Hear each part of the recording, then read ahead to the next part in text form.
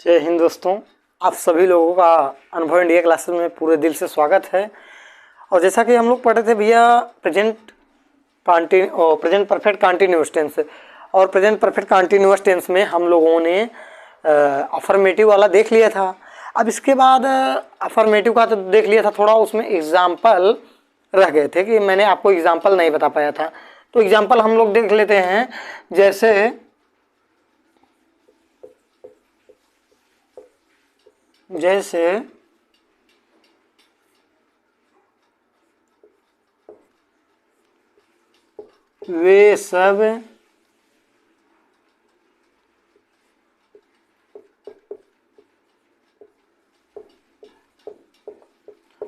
सब पिछले सप्ताह से क्रिकेट खेल रहे हैं।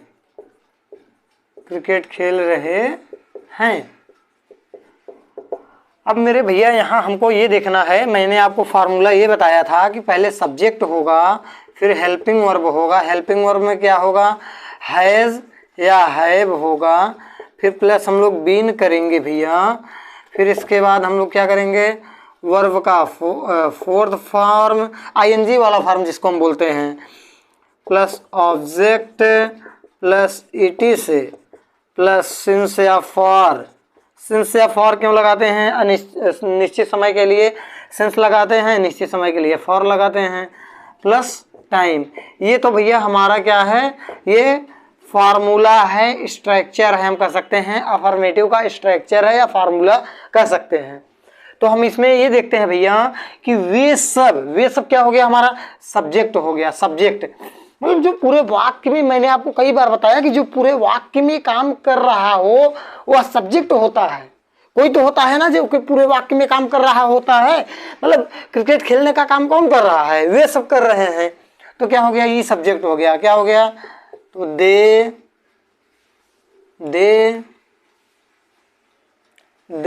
अब ये बहुवचन है, तो बहुवचन के साथ हमेशा हैव बीन का प्रयोग करेंगे।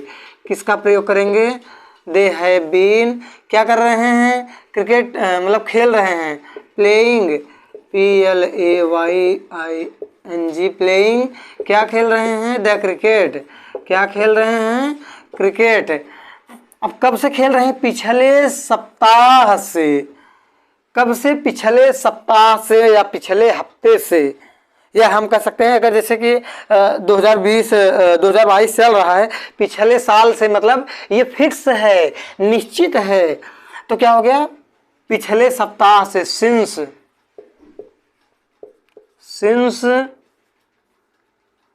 Last weeks.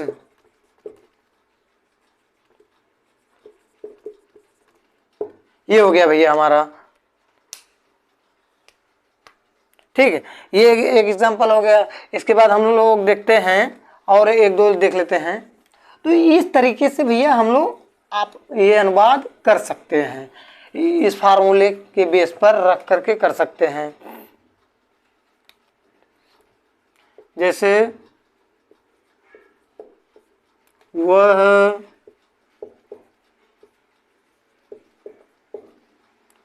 2 घंटे से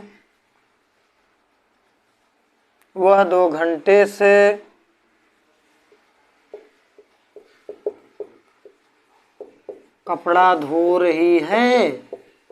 वह 2 घंटे से कपड़ा धो रही है।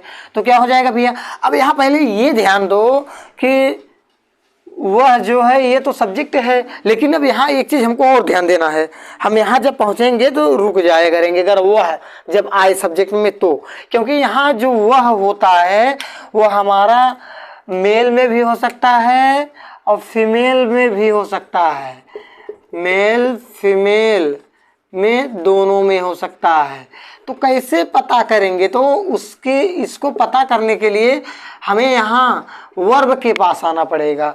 वर्ब से देखेंगे कि कौन सी क्रिया हो रही है, वह कर रहा है कि कर रही है, मतलब कोई जैसे काम कर रहा है कि कर रही है, तब हमको पता चलेगा कि भैया वो मेल है, मतलब स्त्रीलिंग है कि पुल्लिंग है।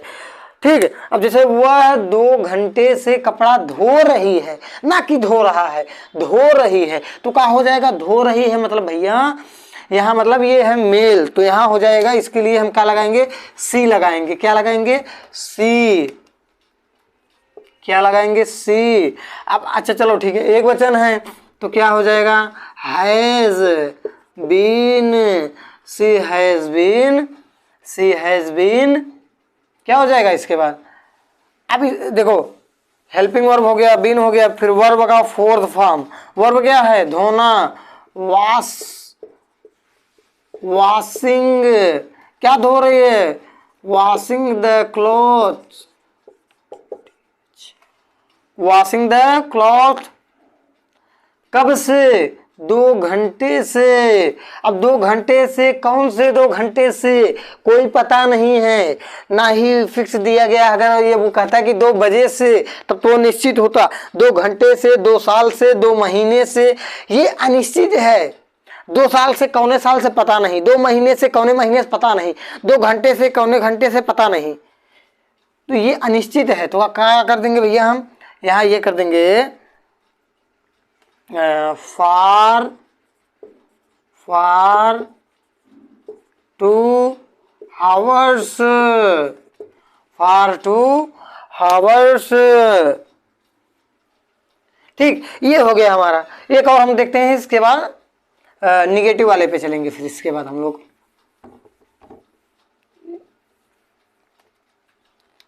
अब जैसे क्या है, इसमें बस हमको ये ध्यान देना है सब्जेक्ट क्या है। सब्जेक्ट एक वचन है, एक बहुवचन है।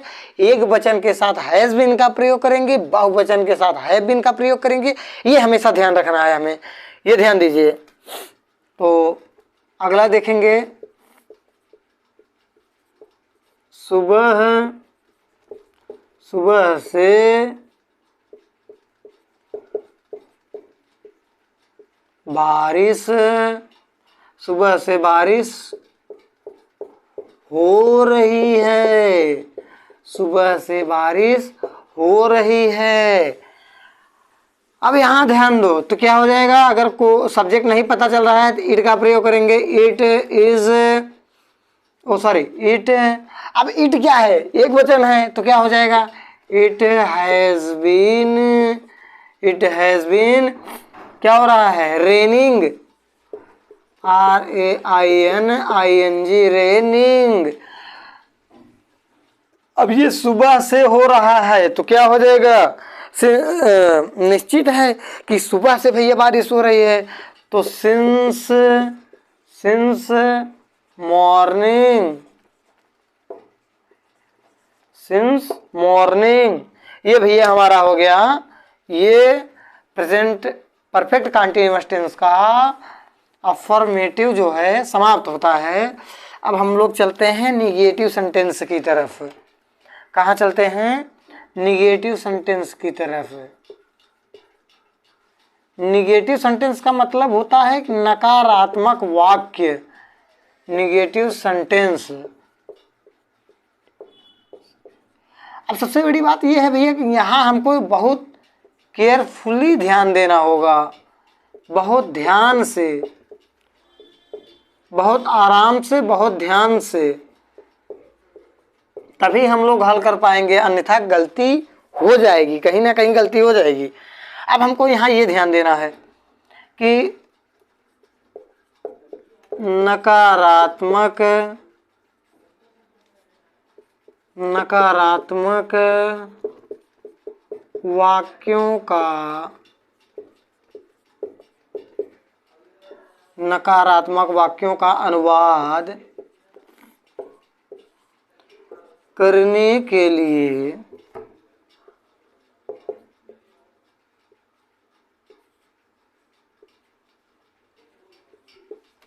नॉट का प्रयोग करते हैं।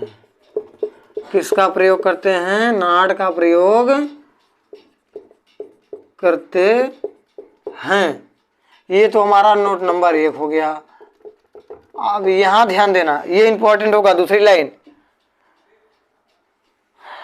नॉट का प्रयोग हम, नॉट का प्रयोग हम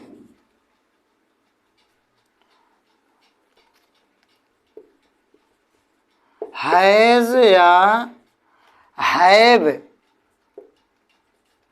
के बाद, हैज या हैव के बाद प्रयोग करेंगे, तब उसके बाद बीन का प्रयोग करेंगे, तब उसके बाद बीन का प्रयोग करेंगे, प्रयोग करेंगे। अब भैया यहाँ ध्यान देना, बहुत एकदम आराम से ध्यान देना, एकदम केयरफुली। क्या है, नकारात्मक वाक्यों का अनुवाद करने के लिए नॉट का प्रयोग करते हैं। मतलब अगर निगेटिव सेंटेंस अगर उसमें आ जाए तो जाहिर सी बात है हमको नॉट लगाना ही लगाना है, चाहे जैसे उसमें नॉट का प्रयोग करना ही करना है, और इसमें कोई परिवर्तन नहीं होगा। परिवर्तन कहाँ होगा मैं आपको बता रहा हूँ। यहाँ भैया ध्यान देने वाली बात यह है कि नॉट का प्रयोग हम हैज या हैव के बाद, जहाँ हम अभी हम बताएंगे हैज या हैव के बाद लगाएंगे, तब उसके भी बाद बीन का प्रयोग करेंगे। तो अब इसका जो स्ट्रक्चर होगा, इस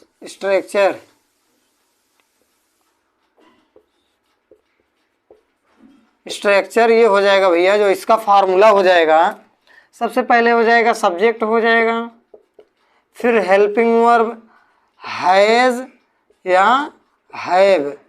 इसके पहले मैंने अफर्मेटिव वाले में हैज बीन और हैव बीन लिखवाया था।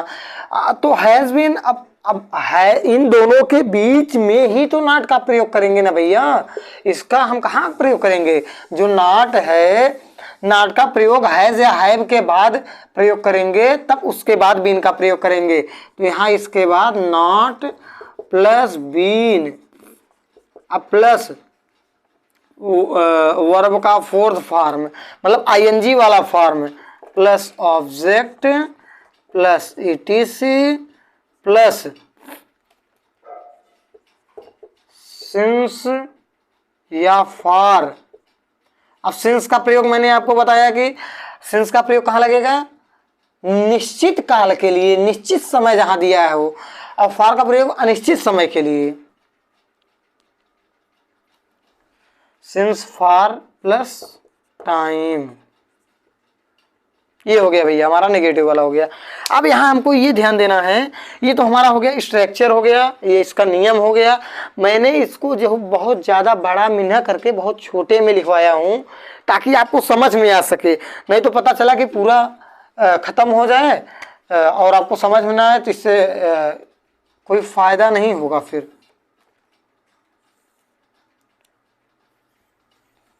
ये हमारा हो गया स्ट्रक्चर। अब हम लोग इस पे एग्जाम्पल देखेंगे।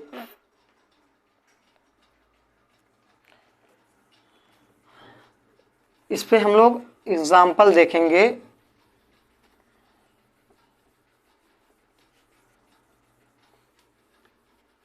ठीक भैया, अब जैसे मैं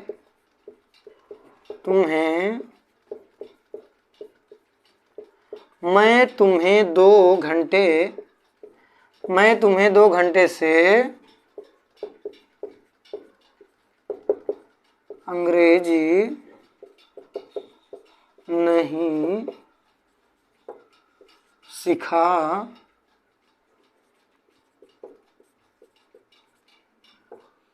सिखा रहा हूँ। मैं तुम्हें 2 घंटे से अंग्रेजी नहीं सिखा रहा हूँ। अब हमें ये तो इससे पता ये चलता है, जो हमारा लास्ट में रहा है, रही है, रहे हैं, कंटिन्यू से, अपूर्ण काल से ये पता चलता है कि कंटिन्यूअस है। लेकिन किंतु इसमें समय दिया हुआ है 2 घंटे से, इसकी वजह से ये प्रेजेंट परफेक्ट, मतलब परफेक्ट में हो जाएगा।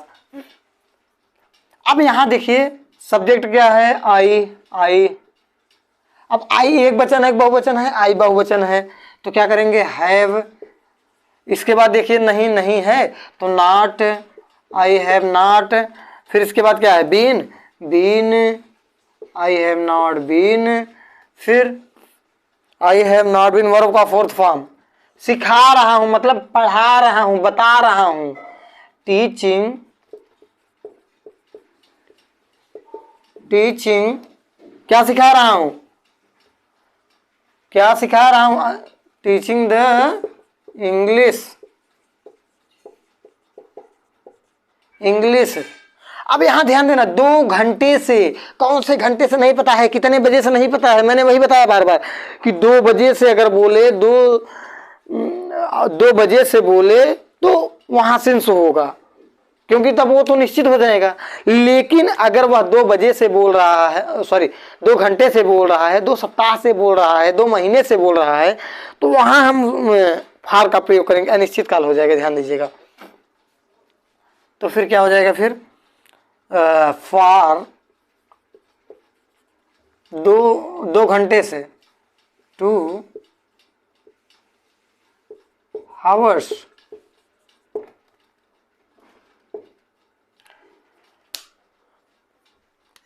एक चीज भी है यहाँ छूट गया, sorry.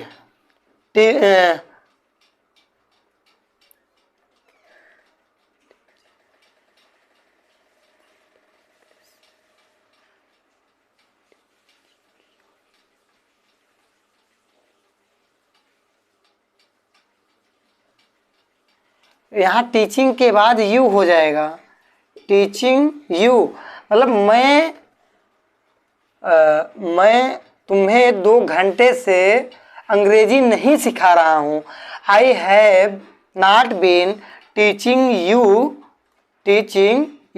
The English, teaching you the English for 2 hours.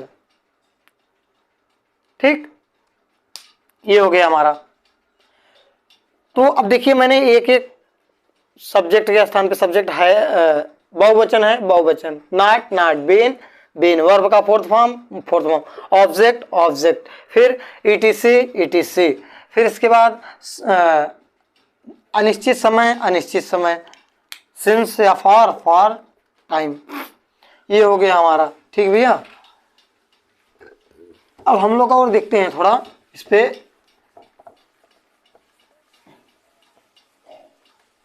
हम लोग और देखते हैं,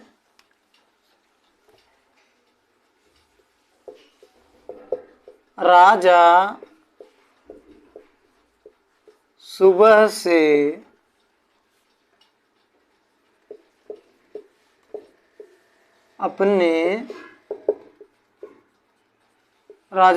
अपने बगीचे में नहीं टहल रहा है। अब भैया हमको यहाँ ये ध्यान देना है, सबसे बड़ी बात ये है कि देखो, पूरी चीजें मैंने आपको यहाँ स्ट्रक्चर पूरा इसका जो फार्मूला होता है, अब हमने तो सबसे पहले तो ये पता होना चाहिए ना कि सब्जेक्ट कौन है, ऑब्जेक्ट कौन है। तो इसके लिए मैंने वीडियो बनाया है, पीछे आप देख सकते हैं। अब यहाँ देखिए, यहाँ जैसे अब जो पूरे वाक्य में काम करे, टहलने का काम कौन कर रहा है, राजा कर रहे हैं। अब जो काम कर रहे हैं, अब का काम कर रहे हैं, टहल रहे हैं, का कर रहे हैं, टहल रहे हैं, तो ये हमारा वर्ब हो गया। अब कहाँ टहल रहे हैं, बगीचे में टहल रहे हैं, कहाँ टहल रहे हैं, अपने बगीचे में टहल रहे हैं, तो ये हमारा ऑब्जेक्ट हो गया। ठीक है, चलिए, तो क्या हो जाएगा,